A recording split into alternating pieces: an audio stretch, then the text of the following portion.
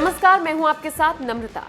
देश सेवा का जज्बा पूरे देश में है और देश में लाखों कहानियां हैं जिसे सुनकर आप रोमांचित हो जाते हैं या फिर जब आप कहीं जाते हैं तो उन वीर सपूतों की कहानियों को सुनकर और जानकर हैरत में पड़ जाते हैं।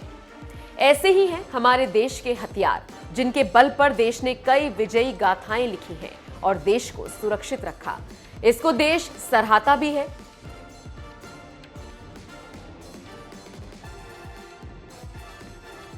इसी कड़ी में भारतीय नौसेना के सबसे पुराने एयरक्राफ्ट कैरियर आईएनएस विराट को कबाड़ में तब्दील किया जा रहा था, लेकिन ऐन मौके पर सुप्रीम कोर्ट ने रोक लगा दी और कोर्ट ने इस संबंध में उस कंपनी को भी नोटिस जारी किया जिसने इस जहाज को खरीदा था।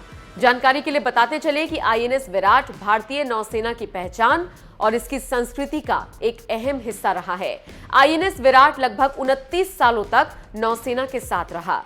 जहाज के रिटायर होने से पहले इसमें 5 नेवी चीफ तैनात रह चुके हैं। आईएनएस विराट नवंबर 1959 में बतौर एचएमएस हेरम्स के नाम के साथ ब्रिटिश नेवी का हिस्सा बना था।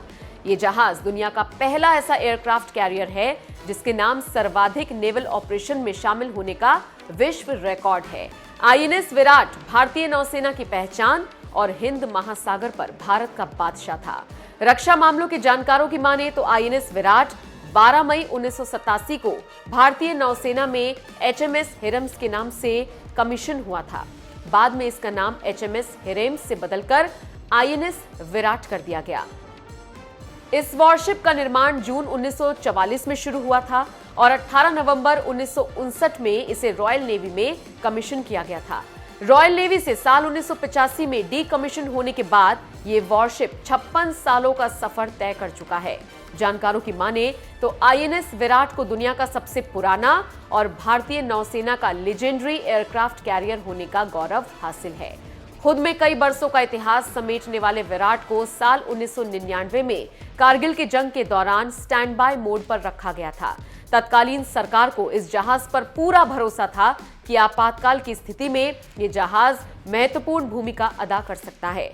यहाँ पर एक दिलचस्प जानकारी आपको देते चलें कि पूर्व navy chief admiral Sunil Lamba INS Virat पर एग्जीक्यूटिव ऑफिसर रह चुके हैं।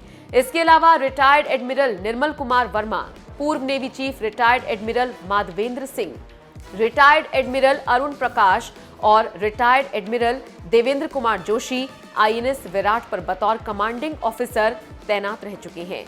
आईएनएस विराट के बारे में एक और जानकारी देते चलें कि विराट दुनिया की सबसे पुरानी वॉरशिप है, इसीलिए ये Guinness book of world record में भी शामिल है। साल 2012 तक विराट ने 40,000 घंटे से ज्यादा का समय पानी पर बिता लिया था और इसने करीब दुनिया के 7 समंदरों पर 5 लाख किलोमीटर की दूरी तय कर ली थी। इसके अलावा इस एयरक्राफ्ट के डेक से 20,000 घंटे की फ्लाइंग का भी रिकॉर्ड दर्ज है।